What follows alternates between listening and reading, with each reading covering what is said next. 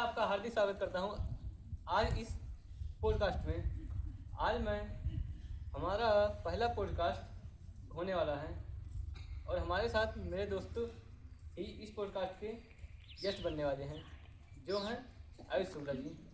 लेकिन पॉडकास्ट शुरू करने से पहले आप सभी से कहना चाहता हूँ कि हम दोनों पहली बार कैमरा को फेस कर रहे हैं, तो अगर कुछ गलतियाँ हो तो माफ़ कर दीजिएगा।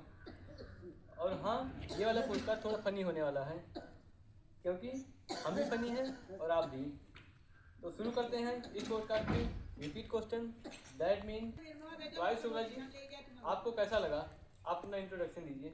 देखिए, बहुत अच्छा लग रहा है हमको क्योंकि मैं पहली बार किसी पॉडकास्ट में आया हूँ और मुझे ये बहुत ही अच्छा लग रहा है कि मैं अपने दोस्त के पॉडकास्ट में आया हूँ। तो जैसा आप अगला प्रश्न बताइए जिसका। वाई शुक्ला जी, आपको कैसा लगा? आप अपना इंट्रोडक्शन दीजिए। देखिए, बहुत अच्छा लग रहा है हमको क्योंकि मैं पहली बार किसी पॉडकास्ट में आया हूँ और मुझे ये बहुत ही अच्छा लग रहा है कि मैं अपने दोस्त के पॉडकास्ट में आया हूँ। तो जैसा आप अगला प्रश्न बताइए जिसका। तो आपका इंटरेस्ट किस चीज़ में है? होता नहीं है, बनाना पड़ता है। पहली बार पॉडकास्ट में आ रहा हूँ कि सिचुएशन को फेस करूँ या कैमरा को।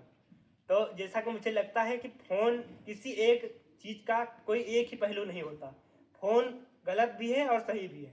हर कॉइन का जिस प्रकार दो टास होता है, हेड और टेल, उस प्रकार फ़ोन का भी अलग अलग टास है। उसमें अच्छी चीज़ें भी हैं और गलत चीज़ें भी हैं। तो मुझे लगता है कि जो गलत चीज़ें हैं उसको नज़रअंदाज करके अच्छी चीज़ों से अपनी जो ग्रोथ है उसको प्रिपेयर करें तो ज़्यादा बेहतर होगा। स्टूडेंट लाइफ में आध्यात्म का कितना महत्व है? जैसा कि हम लोग कई बार सुनते हैं कि प्रेमानंद जी महाराज ने कहा कि नाम जप करो, सब ठीक हो जाएगा। जी देखिए, स्पिरिचुअलिटी का अपना एक अलग ही रोल होता है स्टूडेंट लाइफ में। जब आप अक्सर कर हम होता है कि हम कभी कभी निराश हो जाते हैं अपने लाइफ के फेलियर्स को लेके, अपने मतलब नए जीवन को लेकर, या फिर कभी कभी ऐसा लगता है कि हमसे नहीं हो पाएगा। तो उस समय के लिए जो अध्यात्म है वो आपको उस प्रकार से बल देगा। और जो प्रेमानंद जी कहते हैं कि नाम जप करो, तो प्रेमानंद जी महाराज जो हैं वो बहुत ही अच्छे व्यक्ति हैं।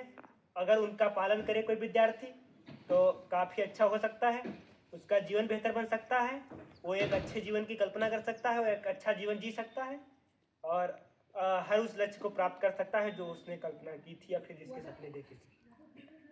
अब जब बात एक मिनट को अब जब बात विद्यार्थी जीवन पर हो रही है तो एक और नए चर्चित मुद्दे पर बात कर ही लेते हैं, जो कि है डिप्रेशन।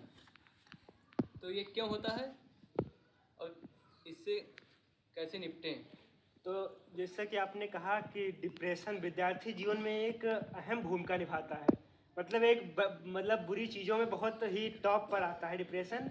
और जब हम किसी चीज़ के बारे में ओवर एक्सपेक्टेशन, मतलब ज़्यादा उम्मीद कर लेते हैं, तो हमको डिप्रेशन हो जाता है। ऐसे कभी कभी हम लोग ओवर थिंकिंग में ज़्यादा ओवर थिंकिंग कर देते हैं, तो जिससे डिप्रेशन हो जाता है।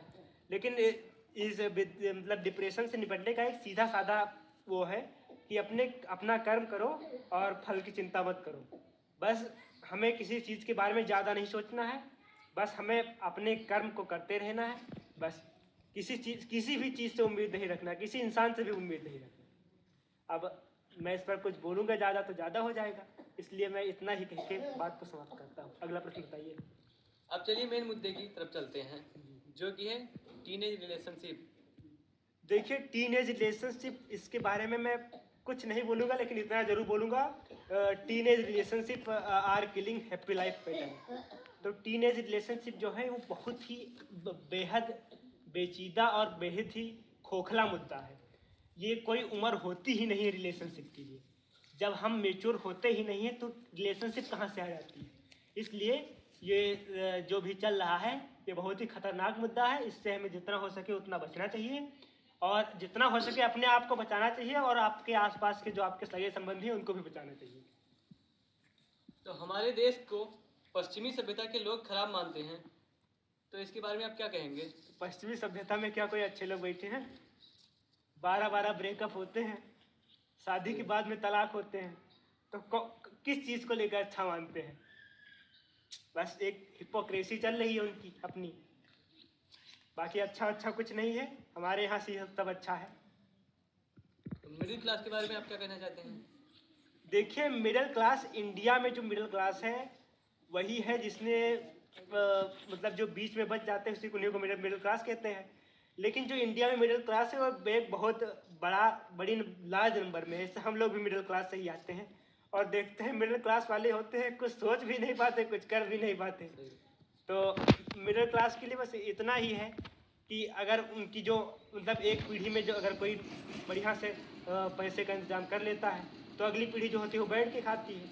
अदरवाइज अगर अगली पीढ़ी खराब निकल गई तो उसके हिसाब से अगली पीढ़ी तो खराब जाएगी। एज ए स्टूडेंट आप कुछ बताओ कि स्टूडेंट जो हैं क्या करें?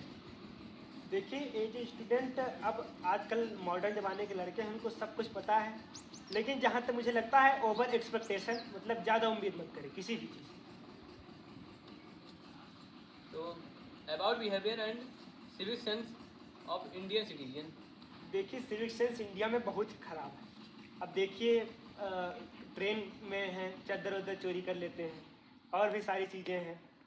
जो गवर्नमेंट की पब्लिक प्रॉपर्टीज़ हैं उसमें भी हम लोग मतलब इंडिया के जो सिटीजन्स हैं वो अलग अलग चीज़ें कर देते हैं, उनको ख़राब करने का प्रयास करते हैं। जो गवर्नमेंट स्कूल कॉलेज हैं उनमें भी जो सारी चीज़ें हैं, जो वहाँ की व्यवस्थाएं हैं, उनको ख़राब करने का प्रयास करते हैं और उनसे जितना हो सके उतना अपने आप को दूषित करते हैं। और सिविक सेंस का एक बैड बिहेवियर है इंडियन सिटीजन्स में।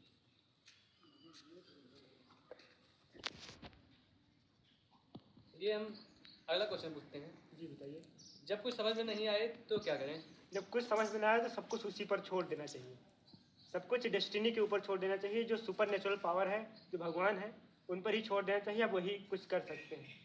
तो मेरा पर्सनल ओपिनियन है फिलहाल। क्या इंडियन का एजुकेशन सिस्टम खराब है? देखिए, इंडिया का एजुकेशन सिस्टम खराब तो कतई नहीं है।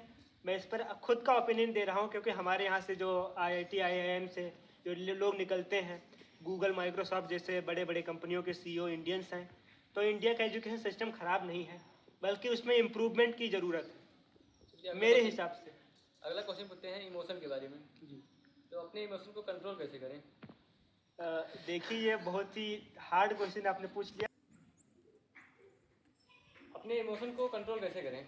देखिए, इमोशन को कंट्रोल कैसे करें इसके बारे में तो मुझे भी कोई खास पता है नहीं, क्योंकि कभी ना कभी जो होती है हालात हमारे हाथों से निकल जाती है तो हम अपने इमोशंस को उस तरह से देख नहीं पाते, इसलिए इमोशन तो चलिए अगला क्वेश्चन हम पूछते हैं एक्चुअल प्रॉब्लम कहाँ पर आती है?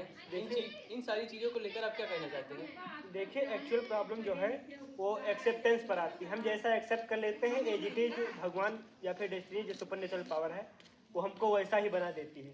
तो अगर हम एक्सेप्ट करना सीख जाएं तो मुझे लगता है कि सारी प्रॉब्लम्स का अपना। मैं लास्ट क्वेश्चन पूछना चाहता हूँ, क्या आपके टूथपेस्ट में नमक है? बस अब सुनो, अब चालू है। तो जैसा कि आज ये हम लोग का पहला पॉडकास्ट था तो थोड़ी गलतियां भी हुई है, थोड़ी मस्ती भी हुई है, लेकिन हम लोगों ने जो भी ओपिनियन दिए हैं इसको कृपया सीरियसली बिल्कुल ना लें।